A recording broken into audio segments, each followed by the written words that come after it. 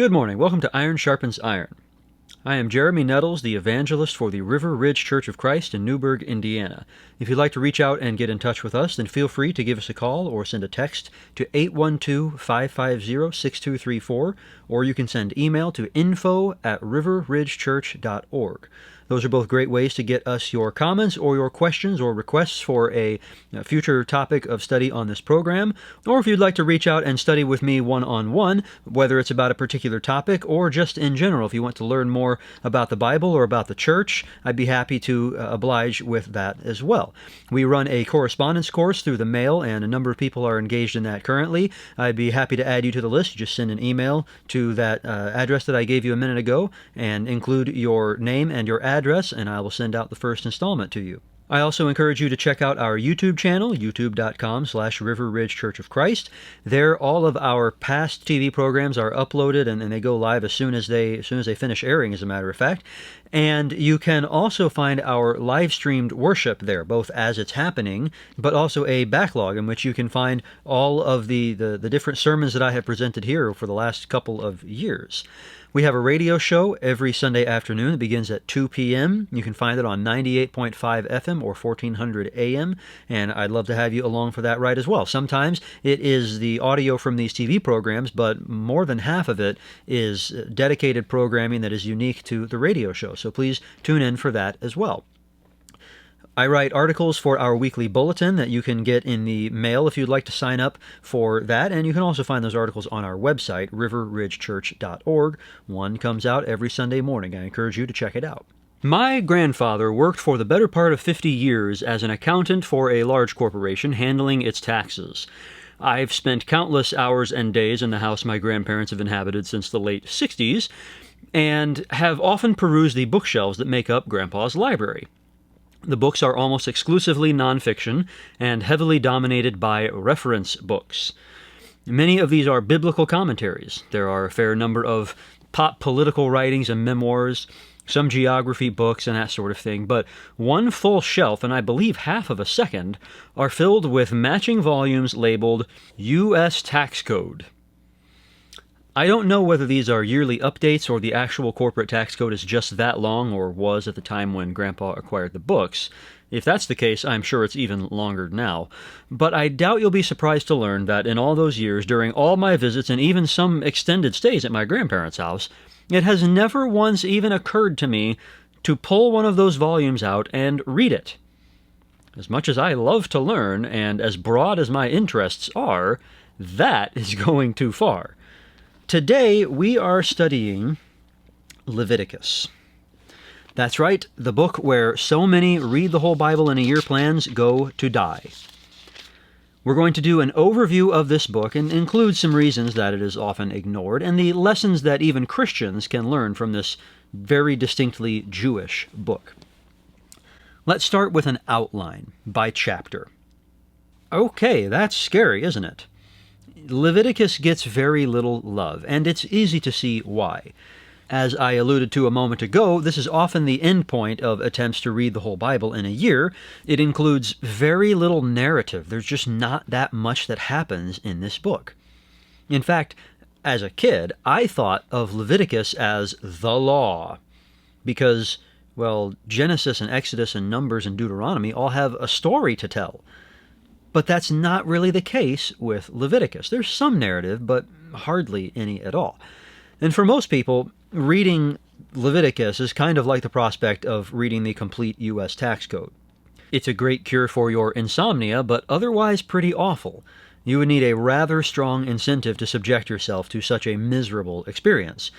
But just like the tax code, boring though it may be, Leviticus is still important. In fact, it's very important. We're going to look at the book as a whole. We're going to see what lessons we can learn, and we're just going to be scratching the surface, really.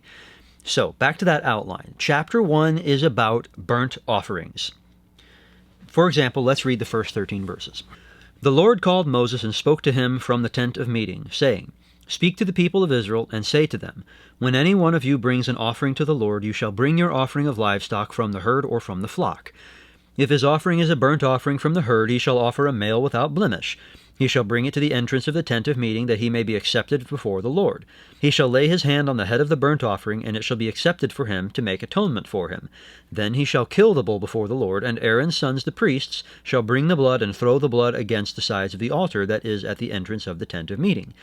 Then he shall flay the burnt offering and cut it into pieces, and the sons of Aaron the priest shall put fire on the altar and arrange wood on the fire, and Aaron's sons the priests shall arrange the pieces, the head and the fat, on the wood that is on the fire on the altar.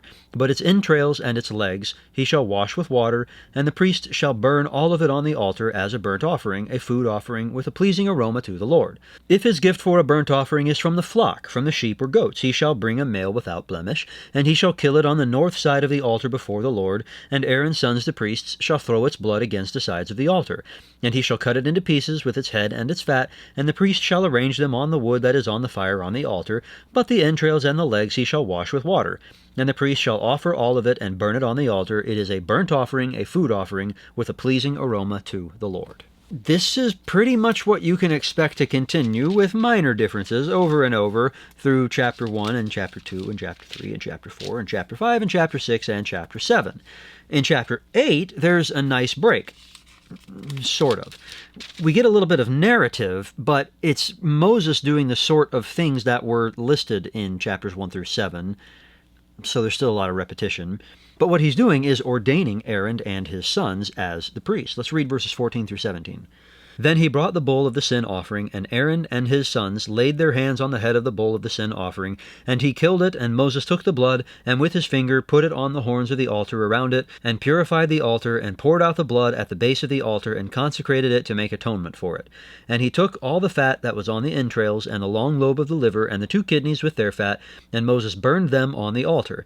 But the bull and its skin, and its flesh, and its dung, he burned up with fire outside the camp, as the Lord commanded Moses.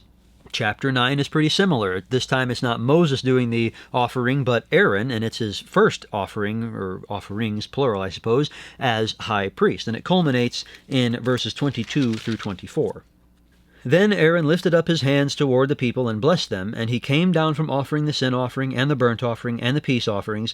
And Moses and Aaron went into the tent of meeting, and when they came out they blessed the people, and the glory of the Lord appeared to all the people. And fire came out from before the Lord, and consumed the burnt offering and the pieces of fat on the altar. And when all the people saw it, they shouted and fell on their faces. That brings us to chapter 10, which you might think of as the good part in this book, but it's also kind of the bad part. It's narrative, so that's nice, but what's happening is not all that pleasant. Let's read the first 3 verses of Leviticus 10. Now Nadab and Abihu, the sons of Aaron, each took his censer and put fire in it and laid incense on it and offered unauthorized fire before the Lord, which he had not commanded them. And fire came out from before the Lord and consumed them, and they died before the Lord. Then Moses said to Aaron, This is what the Lord has said, Among those who are near me I will be sanctified, and before all the people I will be glorified. And Aaron held his peace. After this, the high priest Aaron, who has just lost his 2 sons, is not permitted to mourn. Just chew on that for a while. Chapter 11 covers the dietary restrictions placed on the Israelites, and we can see a smattering of these in verses 9 through 12. These you may eat of all that are in the waters. Everything in the waters that has fins and scales, whether in the seas or in the rivers, you may eat. But anything in the seas or the rivers that does not have fins and scales, of the swarming creatures in the waters, and of the living creatures that are in the waters, is detestable to you. You shall regard them as detestable. You shall not eat any of their flesh, and you shall detest their carcasses. Everything in the waters that does not have fins and scales is detestable to you. So the important takeaway from these verses is that the Jews were not allowed to eat shrimp. I know that's difficult to process. Chapters 12 through 15 cover various ways to become unclean, and then how to become clean thereafter.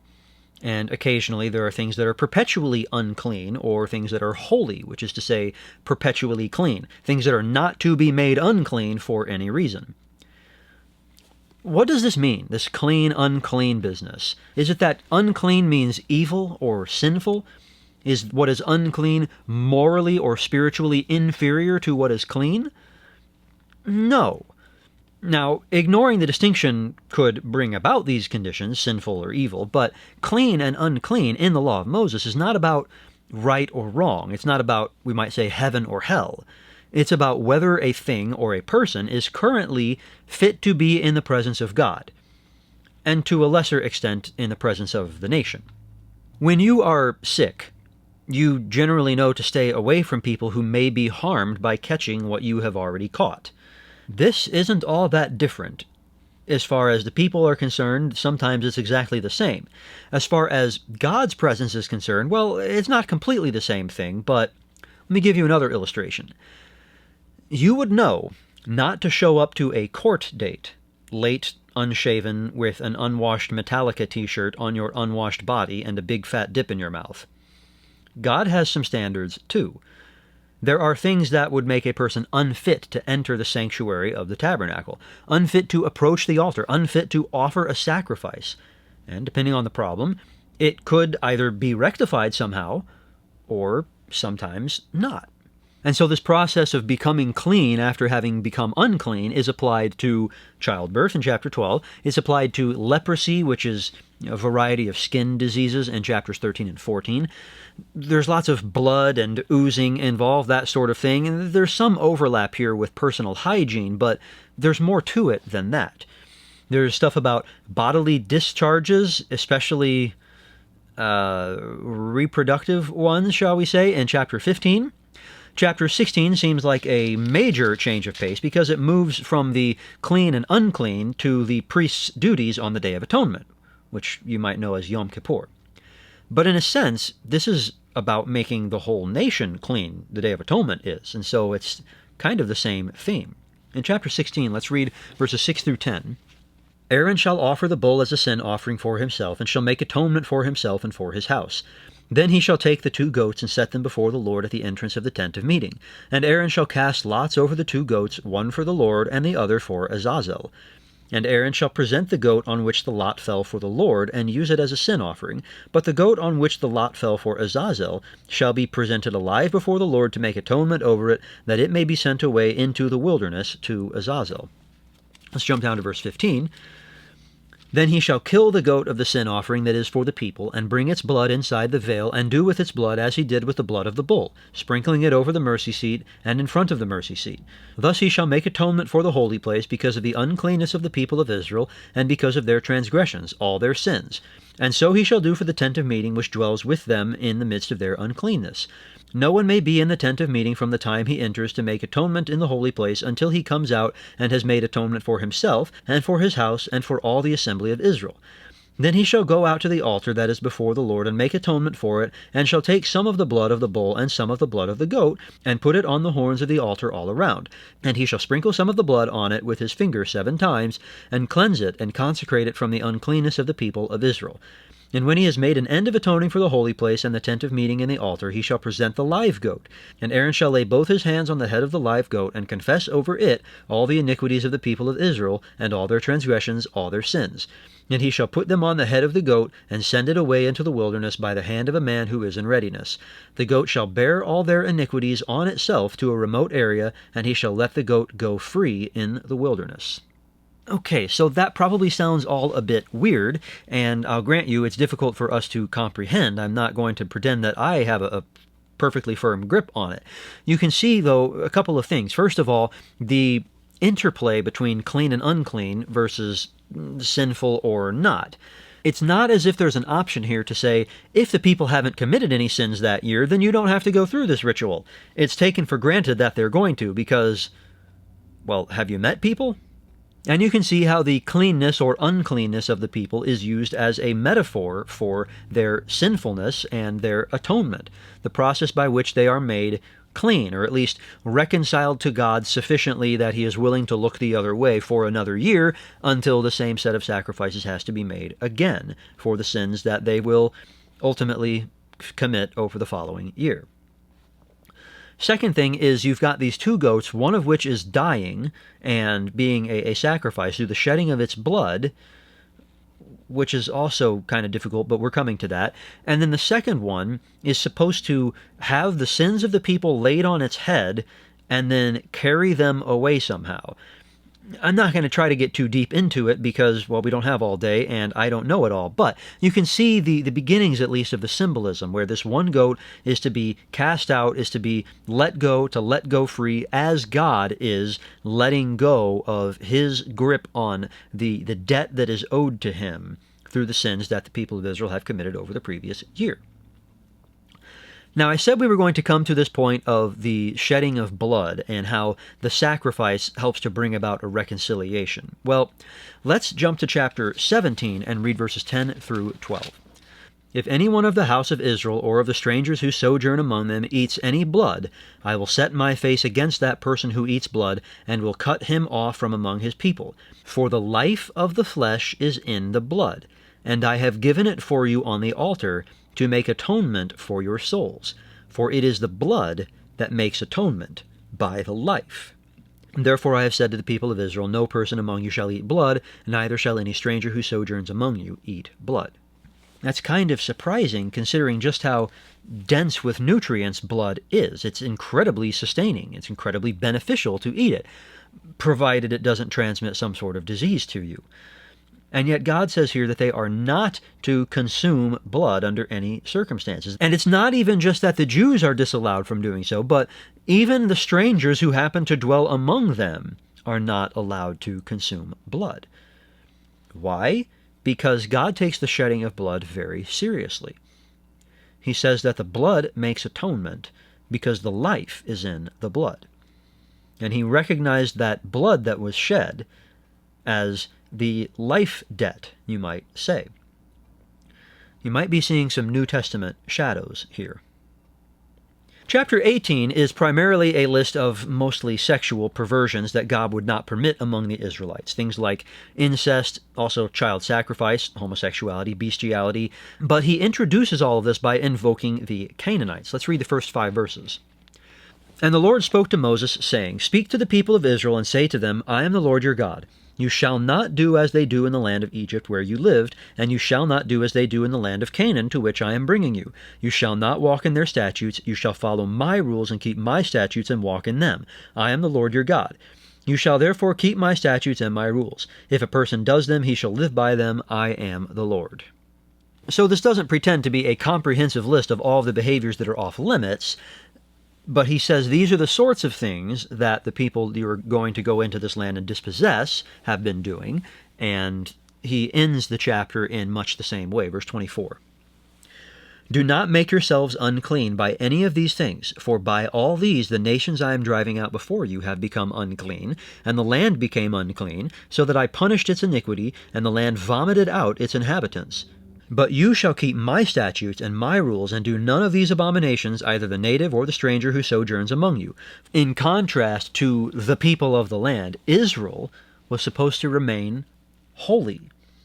And that is the topic of chapter 19. Let's read the first couple verses.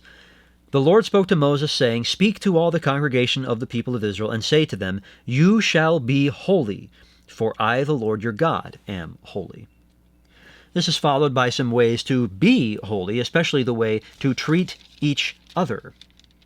When you reap the harvest of your land, you shall not reap your field right up to its edge, neither shall you gather the gleanings after your harvest. And you shall not strip your vineyard bare, neither shall you gather the fallen grapes of your vineyard. You shall leave them for the poor, and for the sojourner. I am the Lord your God.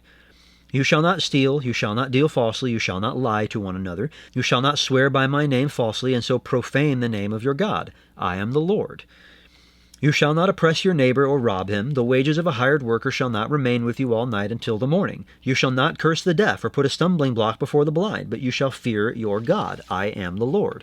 You shall do no injustice in court. You shall not be partial to the poor or defer to the great, but in righteousness shall you judge your neighbor. You shall not go around as a slanderer among your people, and you shall not stand up against the life of your neighbor. I am the Lord. You shall not hate your brother in your heart, but you shall reason frankly with your neighbor, lest you incur sin because of him. You shall not take vengeance or bear a grudge against the sons of your own people, but you shall love your neighbor as yourself. I am the Lord. You know how sometimes people talk about the God of the Old Testament as if he's somehow barbaric? Seems to me that people today could learn an awful lot from the instructions that he gave to his people here in Leviticus. Chapter 20 lists the punishments for various abominable actions. While the list of abominations is long, the list of penalties is quite short. It's always death. Not because God was being cruel or ruthless, but, what have we been talking about? To keep them holy. Verse 23. And you shall not walk in the customs of the nations that I am driving out before you, for they did all these things, and therefore I detested them. But I have said to you, you shall inherit their land, and I will give it to you to possess, a land flowing with milk and honey. I am the Lord your God, who has separated you from the peoples. You shall therefore separate the clean beast from the unclean, and the unclean bird from the clean. You shall not make yourselves detestable by beast or by bird or by anything with which the ground crawls, which I have set apart for you to hold unclean. You shall be holy to me, for I the Lord am holy, and have separated you from the peoples, that you should be mine. Chapters 21 and 22 continue on the same theme, outlining various ways in which the priests were to keep themselves holy, and how they and the people were to keep their offerings holy as well. Chapter 23 gets into the calendar of feasts. There's the Sabbath. I think you probably know what that is. There's the Passover, which is a spring festival. There is the Feast of First Fruits, which is just after Passover. The Feast of Weeks, which is in the late spring. You might know it as Pentecost. There's the Feast of Trumpets, which is in the fall. It's kind of like a New Year's Day, which you might know as Rosh Hashanah. There's the Day of Atonement, which is shortly after Trumpets, Yom Kippur. We've talked about that already. There's the Feast of Booths, which is shortly after Yom Kippur, which we call Sukkot. With the calendar out of the way, chapter 24 is sort of miscellany about tabernacle supply and blasphemy, that sort of thing. Chapter 25 deals with the Sabbath year and the Jubilee year, which are both going to have to be topics for another time. Chapter 26 offers blessings and curses. The idea being, well, you can take your pick. You can either choose to obey God's commandments and receive all these wonderful blessings, or you can choose to disobey and invoke on yourselves all of these curses. And that continues throughout, well, the entire chapter. It's long, it's telling. Just read it, chapter 26. Finally, chapter 27 gives rules for vows and dedications, things that people promise to give to God over and above what He is actually required of them, which maybe we can take a hint from today. It ends with chapter 27, verse 34. These are the commandments that the Lord commanded Moses for the people of Israel on Mount Sinai. So that's the book. Now, what do we learn from all of this? Okay, the narrative portions, well, those were pretty short. How much of the book did that actually cover? Very little. How long of a period does this book cover, actually? It took like a month. It's unfair to be disappointed at the lack of action because it took place in very, very little time. In any case, though, the action is not really the focus. We're supposed to learn from something other than the narrative portion, then. First of all, Leviticus helps us to understand Jewish culture better. And Jewish culture is Jesus' culture, so that seems like it might be kind of important. All of these things are very helpful in understanding what happened before Jesus and why Jesus did and said what he did, and how his new priesthood was able to grow out of and to fulfill and also replace the old one. I can give you an illustration.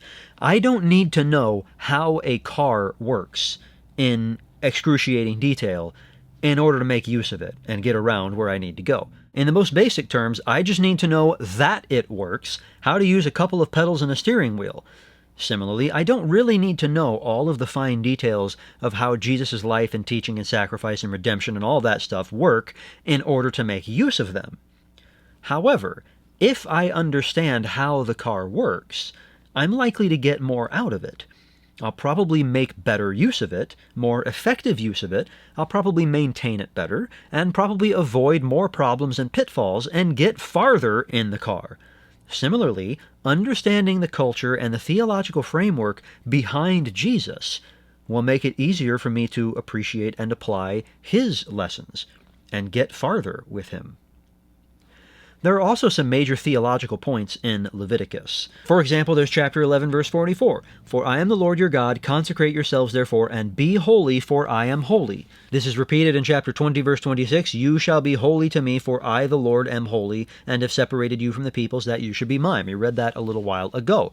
These are quoted in 1 Peter. I think they might be important.